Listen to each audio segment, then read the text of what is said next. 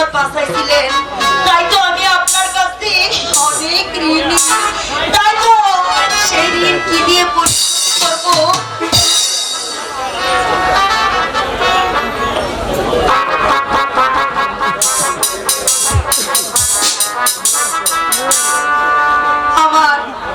আমার এগুলো নিয়ে আপনি আপনি আমার পরিশোধ মুক্ত করে দিন।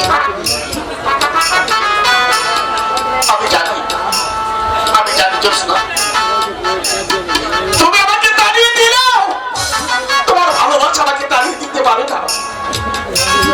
তোমার দেয়া পুরস্কার আমি দু হাত পেতে গ্রহণ করেছি।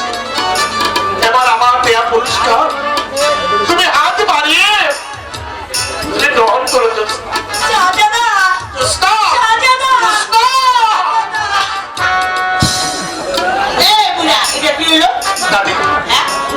আপনাদের যদি কোনো আপত্তি না থাকে তাহলে আজ এই মুহূর্তে আমি জোৎস্নাকে বিয়ে করে আমি প্রাণ সাথে নিয়ে যেতে চাই।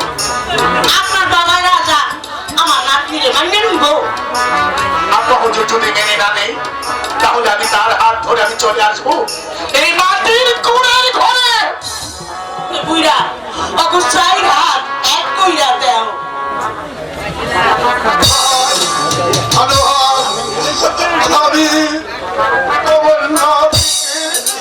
তোমার হাতে দাদা দাদি তোমরা আমাদেরকে দোয়া করো।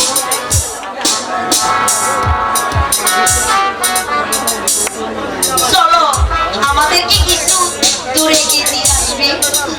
চলো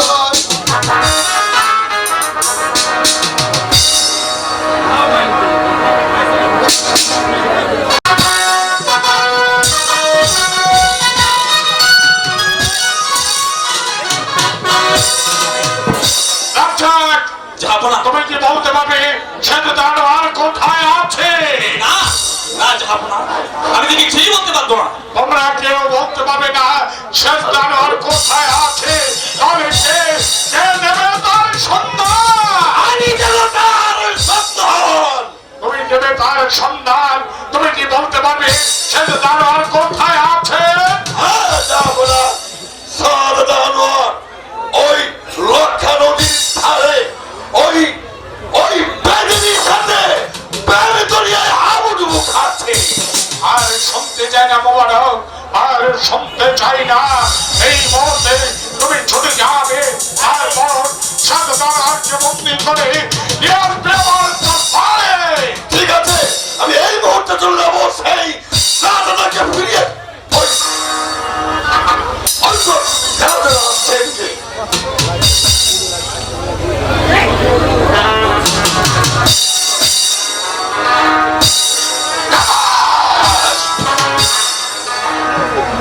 যে সন্তান রাজবংশের মান সম্মান সবকিছু সাত করে দিয়ে একটা ছোট জাতের কন্যাকে আজ প্রাসাদে আনতে পারে, কি করে ভাবলে যে আমি তাকে আজ প্রাসাদে স্থান দেব? পিতার অঙ্গীকার পালন করা হচ্ছে সন্তানের কর্তব্য। তাই তো জোৎস্নাকে বিয়ে করে আপনার অঙ্গীকার আমি পালন করেছি। যে সন্তান রাজবংশের মান সম্মান নিঃস্বাদ করে দিয়ে একটা ছোট জাতের মেয়েকে রাজপ্রাসাদে আনতে পারে, তার প্রস্তাব আমি কিছুতে মেনে নিতে পারি না। এখনো সময় আছে, ওই ছোট জাতের মেয়েকে তুমি ভুলে যাও। যাকে আজ আপনি ছোট জাত গরিব বলে আজ আপনি তিরস্কার করছেন, যখন আপনার সন্তান ছিল মৃত্যু সজ্জায় তখন তার হাত ধরে বলেছিলেন তুমি যদি আমার একমাত্র সন্তানকে সুস্থ করে তুলে দিতে পারো তাহলে তার বিনিময়ে তুমি আমার কাছে যা চাইবে আমি তোমাকে তাই দিয়ে খুশি করবো। তখন কোথায় ছিল আপনার আত্মসম্মান? কোথায় ছিল আপনার অহংকার? এখনো সময় আছে, তুমি এই ছোট জাতের মেয়ে ওই পেট কন্যার কথা তুমি ভুলে যাবে কিনা? সে নাকি নিজের জীবন বাজি রেখে আমাকে নতুন জীবন দিয়েছে, আমাকে বাবার অধিকার তার নিশ্চয় আছে। তাই তাই তো আমি তোমাকে শেষবারের মতো জিজ্ঞাসা করছি, এই মুহূর্তে তুমি ভেবে দেখো আমি কার অভিজ্ঞতা নয়, তুমি কার সম্মুখে দাঁড়িয়ে কথা বলছো। যদি তুমি আমার আদেশ অমান্য করো তার পরিবর্তে তোমার কি শাস্তি হতে পারে? আমি জানি আমি সেই সম্রাটের সম্মুখে দাঁড়িয়ে আমি কথা বলছি, যে সম্রাট কথা দিয়ে কথা রাখে না, যে সম্রাট কথা দিয়ে কথা খেলাপ করে। আমি তারই সন্তান হয়ে তারই সম্মুখে দাঁড়িয়ে আমি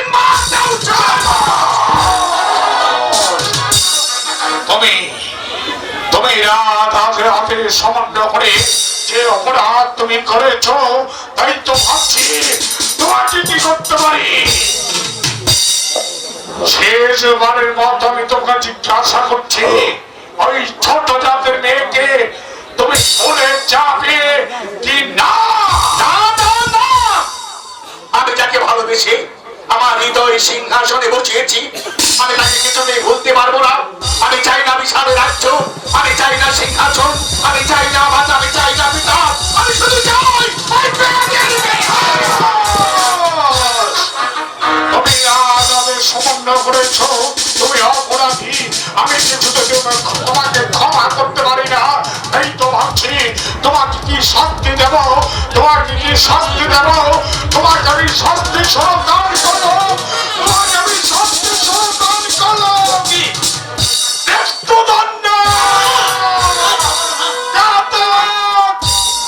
আকাশ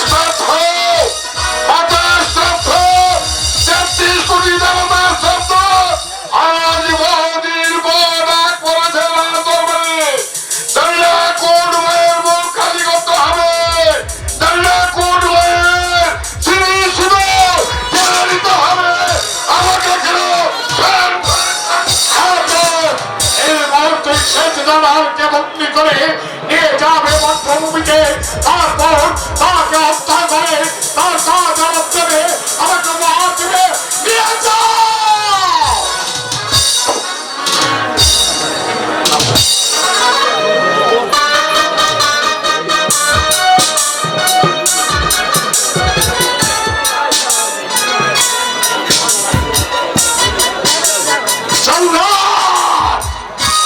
আমার হুকুম তামিল করো, নিয়ে যাও।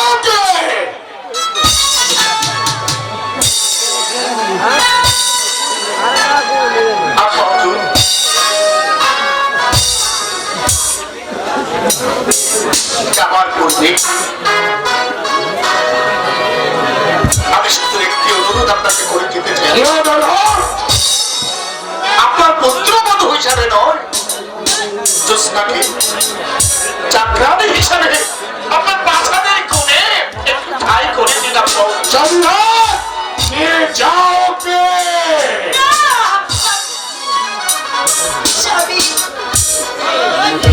জ্যোৎস্না, আমার কথা তুমি ভেবো না। জ্যোৎস্না, আমার কথা তুমি ভেবো না। পিতার আদেশ পালন করতে গিয়ে আজ যদি আমাকে মরতে হয়, তাহলে সেই মৃত্যু হবে একজন শান্তক সন্তানের। আর তোমায় ভালোবেসার অপরাধে আজ যদি আমাকে মরতে হয়, তাহলে সে মরণ হবে একজন শান্তক প্রেমী।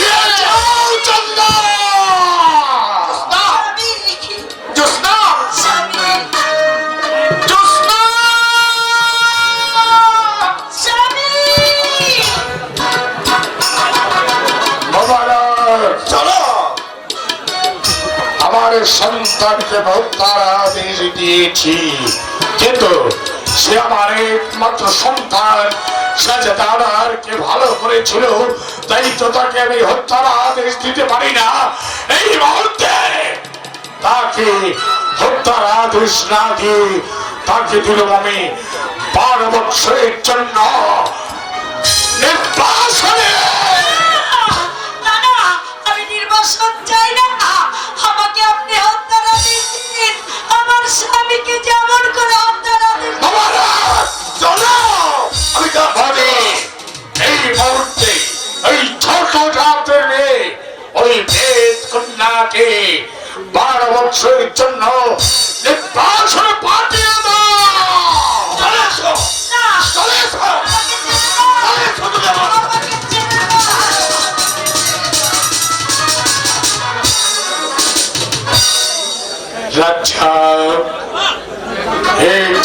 জড়িয়ে আমার কাছ থেকে সবাই চলে গেছে। আজ আমি আমার সন্তানকে উদ্ধার আদেশ দিয়েছি, তাই তো আজ আমি বিহ্বল, তাই তো রাজকার্য পরিচালনা আমার পক্ষে সম্ভব নয়। রাজা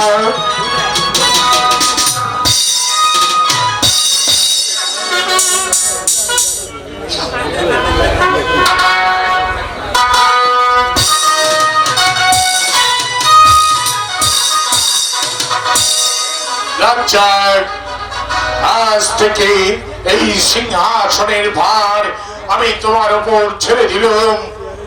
আমার অবর্তমানে তুমি এই রাজ্যটাকে সুন্দরভাবে পরিচালনা করতে আমি পারবো না রাজ্জাক, আমি পারবো না। আমি যে পুত্র সুখে বিহ্বল, আমি পাচ্ছি না। এই বকুটে পূজা আমি যে বলতে পারছি না রাজ্জাক, আমি বলতে পারছি না, আমি বলতে পারছি না, আমি পারছি না।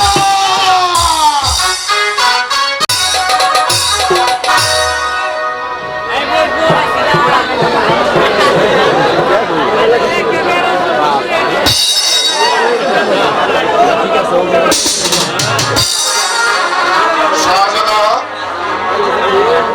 আপনার কিছু খেতে ইচ্ছে হয়?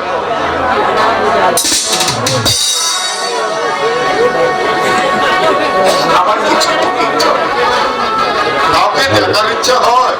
বাইরে জল্লা, এখনো সময় আছে, আপনি ভেবে দেখতে পারেন। আমার আপনার কিছু নেই, আমার পিতা আদেশ করেছে, তুমি সেই আদেশ আমার মস্তকে তুমি পালন করে দাও। বেশ, আপনি মৃত্যুর জন্য প্রস্তুত হন।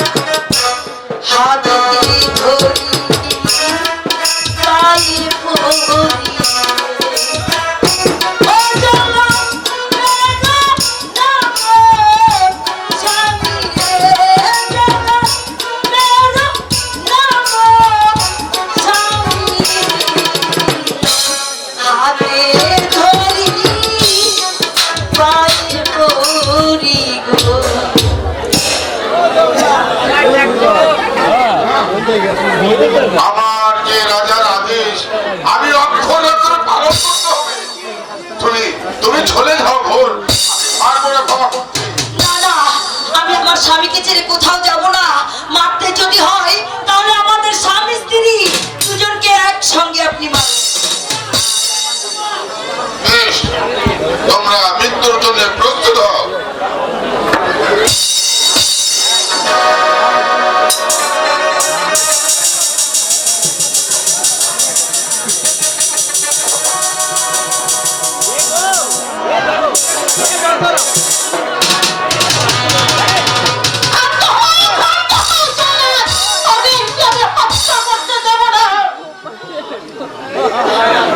না, রানীমা,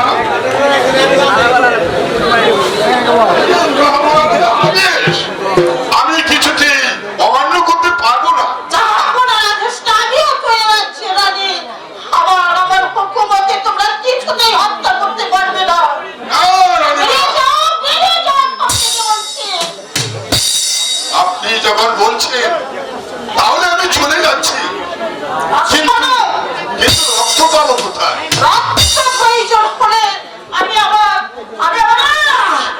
না মানা, আপনি কেন রক্ত দিবেন? আমার স্বামীর জন্য আমি রক্ত দেব।